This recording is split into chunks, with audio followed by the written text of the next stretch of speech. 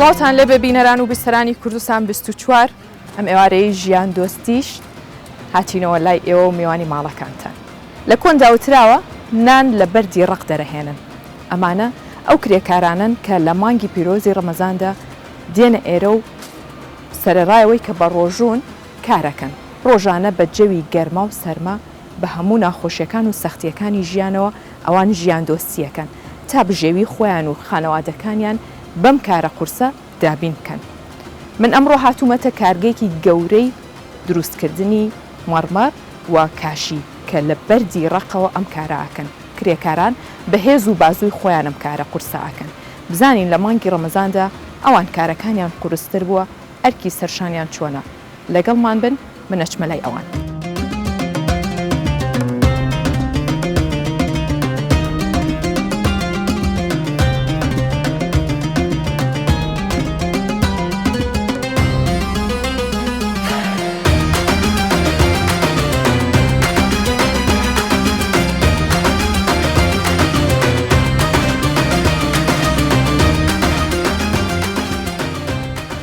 وەستا خەلیل ماندوو نەبی و خواقوەتە بە تۆ لە بەیانیەوە زۆر ماندوو ببینیم ئەوانەت کرد. من ئێستا یەک دانم کرد زانیم ئیشەکەی تۆ سەختە. لە مانگی ڕەمەزانە ئیشەکان چەند سەعات چەند دەست پێیەکە قورستر نەبووە؟ وەڵام ئیشەکان احتیاجی هەروەکو کاتەکانی پێشوایە. هەر سەعات 8 بۆ 4 نیوەڕۆن سەعات ئیستراحەت دەکەین، نوێژ دەکەین و ئیستراحەت دەکەین. خاڵێتان قبوڵکە. کەم لە بۆ تۆ کاتەکەی؟ ناخرمە بەپێی کاتەکانمان بەپێی مشتریەکانمان داوامەکانمان وایە گەبێ ناکرێت داوامەکە کەم بکەینەوە. ڕاستە ناکرێت. چەند ساڵە خەریکی ئەم کارێ؟ بەڵام 13-14 ساڵە ئیشی بەردەکەم، بەڵام وەکو هەمیشە 3 ساڵ 4 ساڵە ئیشی بەردەکەیت ئەو هەموو ساڵە. پێشتر چۆن ئیش دەکرد، ئێستا چۆن ئیشەکەی؟ ئاسانکاری کراوە ئێستا؟ ئاسانکاری بەڵێ ئەو کات ئیشەکان سەختتر بووین، سێ ڕۆژ بە ڕۆژی جیهاز و هەموو شتەکان پێشکەوتون و ئامێری پێشکەوتومان هەیە. گەڕێ لە مەیسی تۆ لەمە گەڕێ من بەماشکێنم. هەموو کاتەکان جیازی هەموو بەشای خۆ دەیبینی، هەموو جیازەکەم هەمووی جیازی پێشکەوتون هەمیسکی باشن. شێفتراوانە نەبوون. ئەمە بە بیرمە بە مناڵی دانێکیاوام هەبوو. بەردمان پێ ڕێکرۆ زۆر جامان کرد بە هەڵمات. هەرەوە نیە هەرەوەی مناڵ؟ هەرەوەیە. ئیشەکەی ئێستای پێ گەورە. هەر کەسێ ئەمە بینی لێرەوە ئەو کاتی مناڵی بیرەکەوێتەوە. یادگاریی خۆشی هەیە. کەممان هەیە یادگاریمان نەبوو بێ لەگەڵەمە و بەردمان پێ ڕێک نەکردبێتەوە. زۆر جار ئەوەنە جوان ئیشمانچیا کرد بەردەکە تەواو خڕ ئەبوو یان شێوەیەکی جیاوازیە کرد. بەڵام ئێستا تۆ بۆچی بەکارێنی؟ من ئەمە ئیشی واژەی خانوو پێەکەم. بۆ واجی هەمەوێت دیکۆری خانوومەوێت ئیشی پێکەم بەڵێ. ڕۆژی چەند بەک ئاوەڕێکە کرد؟ ڕۆژی تقریبان 400 عدد 500 عدد لە شسپاس ئازایەتی ئەوێ بەڕاستی. نایمە ڕاهاتین لەگەڵ ئیشەکە زۆر احتیاجیە. ئێمە شانازی پێوەکەین، خۆشحاڵی نەمەکە ئیشی بەرد تەمەنێکە لەگەڵ ئاڕۆین. بەڕاستی من کە کەسێکی وەک تۆ بینم وزەی لێ وەرەگرم کە سەرراوی من ئیترەوە نەناڵم ئیشەکە قورسە سەختە لەبەرەوەی تۆ وات کرد ئیشێکی ئاسان بێ. ڕاستەگەڵی لەگەڵ پسکیت و شتێکی ئاسانە ئیشەکەنەوەش گەورەی و بەهێزی ئێوەیە، چونکە ئەمە قورس بوو منەوە ماوەیە خەریکی بوو مەم تۆزم بەس باشم شاگردێکی باشم. یان ناشکان دەست خۆش ژنانە ئەمڕۆ ئێمە بێ شانازی بۆ بکەین. شکان ئەمڕۆ لە وڵاتەکەمانە لە هەموو بوارەکانە خەریکی ئیشن شان بەشانی پیاوان. ڕۆژی خۆشحاڵیە بۆ ئێمە با نەڵین پیاو. کەواتێستا تۆڵێ گەر ئەم ئیشا بۆ نمونە لە پرۆژێکی گەورەی بەرد و کاشی و مەڕمەڕایە ژنی دەتوانێت بیکە؟ بەتاکید ئافرەتی ئەمڕۆ زۆر ئازاد، زۆر لەوە ئازادن کە بیری پێکەینەوە. زۆر سپاس. دڵنیا بە گەورەی خۆتانە و بێگومان هەر خۆشی وایە ژنان نەتوانن. بەدەر لەوە کاک وەستا با بڵێم وەستا خەلیل، وەستا خەلیل ئێمە زانین ئێستا بەرهەمی خۆماڵی زۆرە بە تایبەت لە هەموو بوارەکانە پیشەسازی بێ پشت و کاڵ بێ هەمووی هەیە. چ کاریگەریەک هەیە لەسەر ئێوە بە تایبەت و بەرهەمانی کە لە دەرەوە هەندێک؟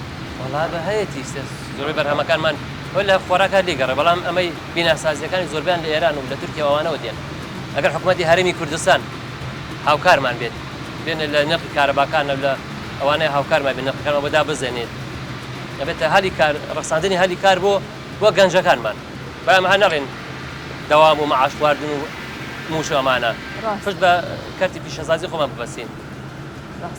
باشە ئەمە لەلایەکەوە لە لای ترەوە خواستی هاوڵاتیان چۆنە لەسەر ئەم بەرهەمانە زۆر کردووە زۆریش باشتر بووە زۆر فەرقی کردووە هاوڵاتیان دەستچاو ساڵانی پێشوو ساڵ بە ساڵ زیاتر لە ئیشەکانی خەڵک زیاتر خواستی لەسەرە کەواتە خواستیان لەسەرم بەردەیە کە لە هەرێمی کوردستان بەرهەمە هێندێ لە شاخەکانە ئێوە لە کوێ ئەماهێن و بەچی شێوازێگەی دێن لەم ئاستە بدايات دەمە لە مەخلەعەکانەوە لە کانە بەردەکانەوە یعنی لە پێنجوێنی یعنی بەڵێ پێنجوێن بەردی جوان و باشی واتیە بەردی ئەو منتیقەیە یاخود بە گشتی کوردستان بڵێن گونجاوە بۆ ئەو دیکۆرات و بۆ هەموو ئەو پێداویستیانی بۆ خانوێت پێویستە زۆر زۆر بەردی هەرێمی کوردستان هەنی باشترین بەردە بۆ بیناسازی جگە لە ڕووی کوالیتی باشەکەیەوە ئەی جوانی و دیکۆرە جوانی دیکۆرەکان هەموو ئەنواع بەردەکانی تۆ کە بەشای خۆت ناو معاملەکە ببینیت سێرەکە هەمووی بەردی هەرێمی کوردستانی واتیە جگە لە بەردی دەروی هەرێم کەواتە ئێوە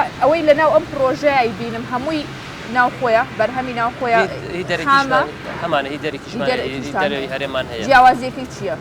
وەڵی هەیەسیان مەجموعە بەردەیە کە لە وڵاتی خۆمانە نییە ئامێرمان نییە ئەمجا نرخی کارەبا ئەمڕۆکەوای کردووە لە شەو ساڵانەوە سێقات بەرز بووتەوە ئەوە تەسیرە کاتە سەرەوەی کە مەچینە دەروی هەرێمی کوردستان بەردبێنین باشە ناگەر حکوومەتی هەرێم ئەمەی خۆمان باشترە هەرزانترەیە ئەوەی کە لە دەرەوەیە وەڵی فەرقێکی وا ناکات ئەوش فەرقەکە لە کوالیتیەکە کە ئەمە باشترە بە دڵنیایی و بەردی هەرێمی کوردستانی سێگە بێنی سەری بەردەکانی دەروی هەرێمکە هەمووی معالجە و بە دەرمان و شتانەی جوانکاری بۆکراوە میکیاجێکی باشی میکیاجێکی بۆکراوە بە تاکید بەڵام هی هەرێمی کوردستان هیچ شتێکی نییە سادە و ساکارەوە نەخشەکەی کە خوا کردە دەستکرد نییە چەند کرێکار لێرە کارەکە ڕۆژانە جاری وایە 5-6 زیاتر نەبوو لە مانگ ڕەمەزان ئەوەتان نەکردووە بۆ نمونە کارەکانیان کەم بکەنەوە بیکەن بە وەجبات ناجێ هەموو کەسەوە ناتوانێت هەموو کەسەوە نازانی سێمار کرێکار هەر کەسۆ لاسی یشەکەی خۆی خەبیرە هەموو کرێکارە ناتوانێت بێت ئەم ئیشەیە بکە ئەو برادەری لا بەردەبڕێکێتە خەریکی چێترەکەیتە تەدویرەکە کرێکاری ترەوە ناتوانێت بکە مەترسیەکانیم ئیشە چییە؟ وەڵای مەترسیەکانی بەس ئێهمال بوونە ئێهمال نەبی لە ئیشەکەتان چونکە ئێهمال بووە داڵغەت ڕۆی ئیلا هەمووی مشارە هەمووی کارەبایە خەتەریاتی هەیە بەڕاست باش ئێستا کە تو ئەمەت ئەشکان پارچەی زۆری لێە بۆیەوە پێویست ناکە ینی شتێک بەکاربێنیان ئەگەر شارەزایی ئەو کەسێک کە بە شارەزایی ئەماکە پێویست بە شتێ ناکەم ڕووی ناکەم خۆمەوە بە پارچە بێ من من ڕۆیم کردۆتە خۆم ناخە تۆ فێرە نەکرد تۆ ئیشەکەت بیرچۆتەوە پێشترم کرێسە بیرم بە مناڵیشی کەلات دروست کردووە دروستمانەکە لە کۆتایی ئیشەکەیە ئەشکا ئەوە خراپەکان بوو نەزانی بەڵێ کەواتە نمونەتان زۆر بێ و خۆشحاڵتان کردین ئەچمە لای کرێکارەکانی کەش بزانم ئەرکەکانی ئەوان ئیشەکانی ئەوان چۆنە تۆزە هاوکاریەوان کەم هەرچەندە یەک دانم کرد وەڵاویش بەتەواوی نەتکردووە باشەوە عەد بێتەواویەکە پێشەی بڕۆم چاوە بەسەر چاو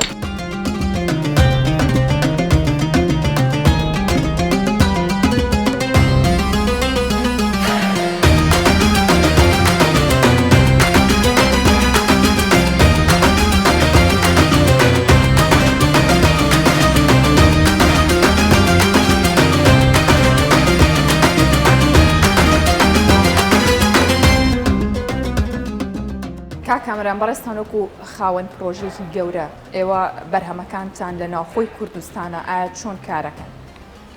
بەرهەمەکانمان هەمی خۆماڵیە بەردی پێنجوێنمان هەیە بەردی سروشتیە قەڵاتزێ و ڕانێ و منتیقی شارەزور منتیقی هۆراوان ئەم هەموو مەقالەی بەردە هەمیشی سروشتیە هەمیژی پێش ئەوەی کەشتی ئێرانی یا تورکیا لە وڵاتەکانی دراوسێەوەمان بێ هەمووی لێەوە ئاهات ئەم منتیقی سەناعی 88 معمەلی بەدبڕینی تیا بووە تا ساڵی 2000 لە دوای 2000 هێوان شێواش معمەلەکان کەم بوونەوە ئێستا 4 معمەلی تایە پێش ڕەمەزانیش یەک معمەل لێرە معمەل کارمەند ئەویش داخرا و کرا بە معمەلی بەردی ئەجنەبی هۆکاری چییە؟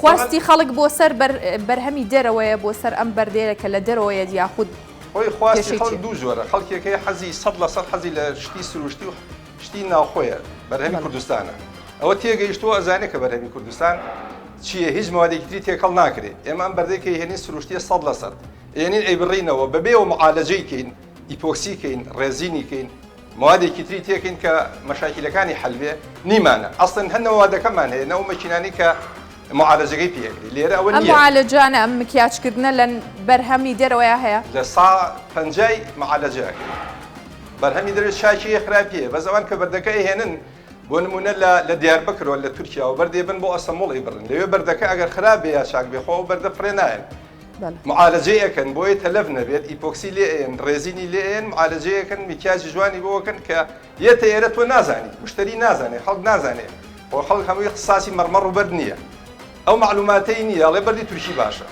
یان لە وڵاتەکانی تۆ لە ئێرانەوە عینەن شت بە ئیپۆکسی و بە معالەجە هەموو مەشاکیلی بەردەکانیان حەلەکەن ئێمە یەکەم معالەجەکەمان نیە دووەم بەردەکەمان خۆمان 100% تەبیعیە لەگەڵ سروشتی ئێرە و ئەم وڵاتە ئەوهەوای ئێرا ڕێەکەوێت ئەنی خەڵک کە دائێنێ لە بینا مشکلەی نییە کوالەتی بەرهەمی خۆمان کوالەتی ئەو بەردە سروشتی کە لە کوردستان هەیە تا چەند گونجاوە بۆ هەموو دیکۆرات و یاخود بۆ ئەو پێداویستیانی کە ئێمە بەردمان هەیە بۆ ناوەیە کە بەردێکی تۆخە ڕەنگەکەی لەگەڵ گەرما و سەرما هیچ تەسیرێکی تێ ناکە بۆ ناوەڵێن خەڵک بەکاری بێنە بەردمان هەیە مەسەن بێزی قەراق ئەڵێن لە دەرەوە بەکاری بێنە ڕەنگەکەی ناگۆڕێت و بەردەکەیش لەگەڵ دروستبوونی ئەم وڵاتە ئەو بەردە دروست بووە کەواتە گونجاوە لەگەڵ هەوا و گەرما و سەرمای بزەبت گونجاوە هیچ گۆڕانکاریی بەسەرا نایە ئەوە زۆربەی مهندسەکانیش ئەو معلوماتە ئەزانن بەڵام لێرە پرۆژەکان کە تەقدیمی موادی مەرمەڕ ئەکەن کە داوای تەڵەبی ئەکەن بە زۆری داوای تورکی ئەکەن کە یەنە ئێرەڵێ بەردی تورکیتانەیە ئەمەڵێن کاکە تورکیت بۆچی ئەڵێی تورکی باشە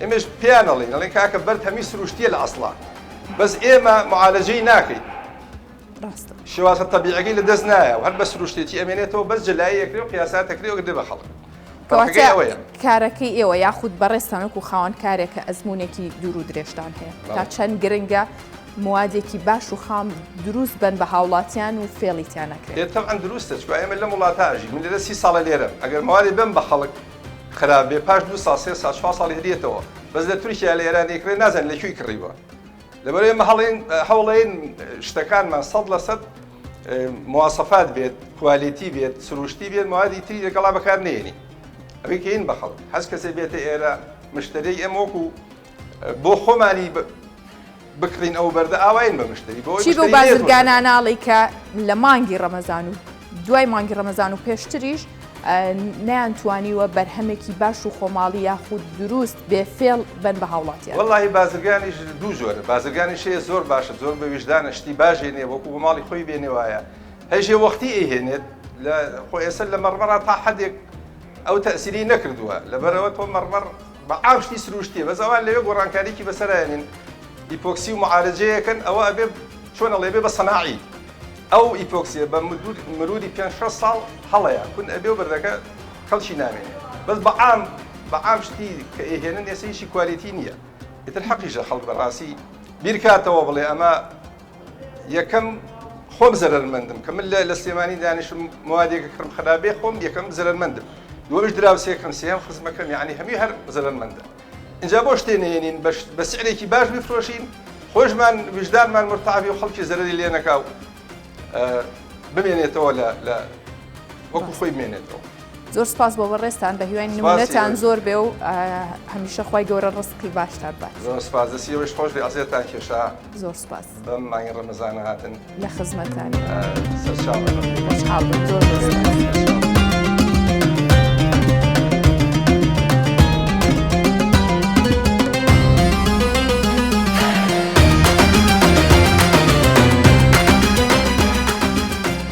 کارەکان لێرە بەردەوامە و ژیانی ئاسایی خۆیان لە پێش مانگی ڕەمەزان و لە مانگی ڕەمەزاندا بە هەمان شێوەیە ئەوان کاری قورس و گرانەکەن بۆ بەدەستهێنانی بژێوی ژیانیان بەڵام ئەوان هێشتا ژیان دۆستن بۆیە هەمیشە با ئێمەش هاوکاری ئەوان بین و چاوێک لەوان بکەین کە ژیان دۆستی بکەین کە سوپاسگوزار بین وەک گرنگی بە بەرهەمی ناوخۆ و بەرهەمی خۆماڵیش بدەین تا ژیان دۆستێکی تر ماڵەوە و سفرەی هەموو لایەک ئاوەدان بێن